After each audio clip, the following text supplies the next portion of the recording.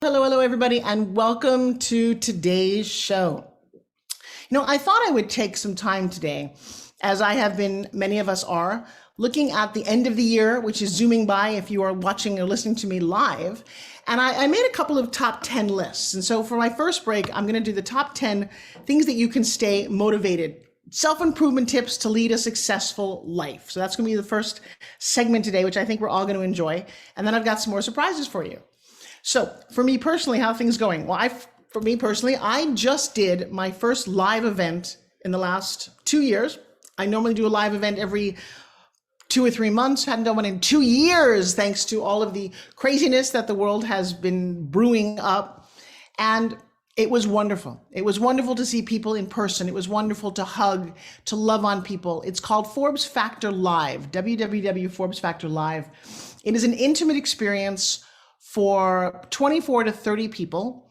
And over the course of 3.5 days, you're going to see a lot of the transformations on my Facebook page. If you're a fan of my group, the Facebook Inner Circle, I invite you to come stay there and learn about how entrepreneurs live very successful lives. So I would suggest today that you find yourself in a quiet spot, get out your handy dandy favorite pen. This is my glitter gorgeous pen, and a notebook.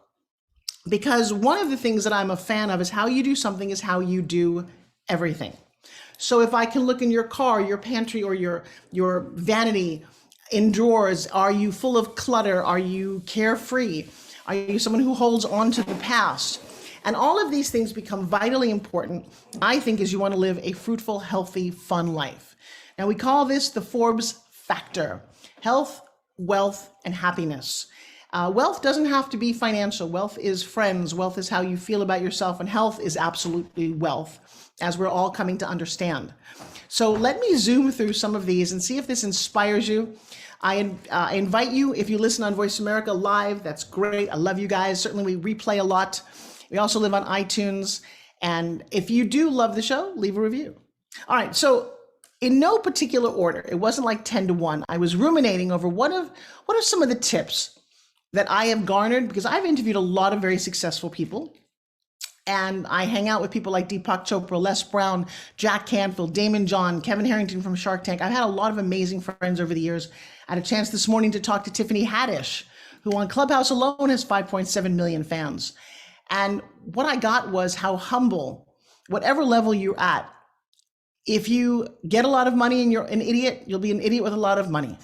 My advice is to start fixing some of that now. So number one, my advice is to stay away from negative people. Now, if you're listening this and it's November, you're realizing that the holidays are coming up. And that is one of those moments where you are asked to get together with family, some with friends, but you certainly, for me, it brings up a lot of memories. I no longer have my parents. They've been gone for 20 years. And my Thanksgiving dinners are made up of people that I cherish. And this year, my beautiful fiance's mom is coming in, my first time to my home. I love cooking and prepping and getting everything ready. And so staying away from negative, right?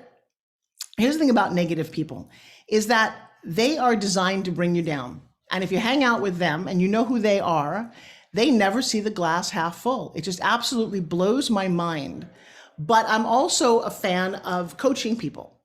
And so very often, if somebody is negative, they are wired that way. And so one of my favorite exercises is to think about your first memory in life. What's the first thing that pops into your head? Now, for some people, it is a tragic memory. They got hurt or molested or someone died or something very tragic in the very early days. And then you look at the decision that you make about life based on that. So, for example, I have 2 students, and they were both very young, and they both fell out of a tree and broke their leg, right? The first one, little boy, strangers come to rescue him. They take him to the emergency room. They patch him up. And his decision about life is that strangers are there to help you. Good Samaritans are everywhere. And he became a pastor, right? Of course he did. The second little boy fell out of a tree, broke his leg. And his decision, as strangers took him to the hospital, is screw it. Mom and dad are never there to help you. No one's ever there to protect you. And he became let's just say, a not very good character in society because he was so angry his entire life based on that first decision that he made about how he perceived people. Now, I'm going to suggest to you that if, as you're running your life, you run into the same sentence all the time, and that sentence might be, oh, People are just not trustworthy. I'm a klutz. Who am I to deserve something wonderful? And it's a thought that you've had over and over in your head, or you're dating people and you're attracting the same pattern over and over again. That you might want to look at how to shift your limiting initial belief.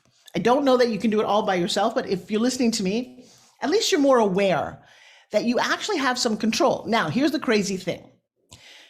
You make this decision around the age of 4 or 5. Now, I don't know about you, but would you let your 4-year-old drive your car? No, you wouldn't, right? You're not going to give them the keys. But the irony is they're driving your life. A lot of these decisions are made before you had a chance to actually make them. Whoa, how cool is that, right? Now, how do I know this? Well, if you take a 4-year-old kid and you have them touch fire, they don't do that again because the decision is, oh, that's really hot, don't touch it.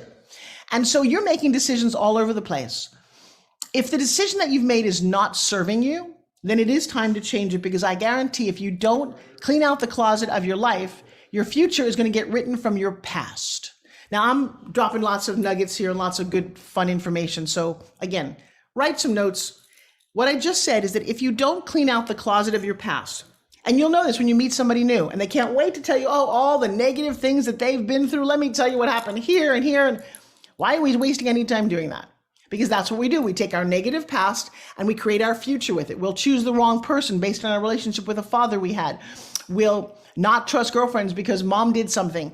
And it all happened before you realized it.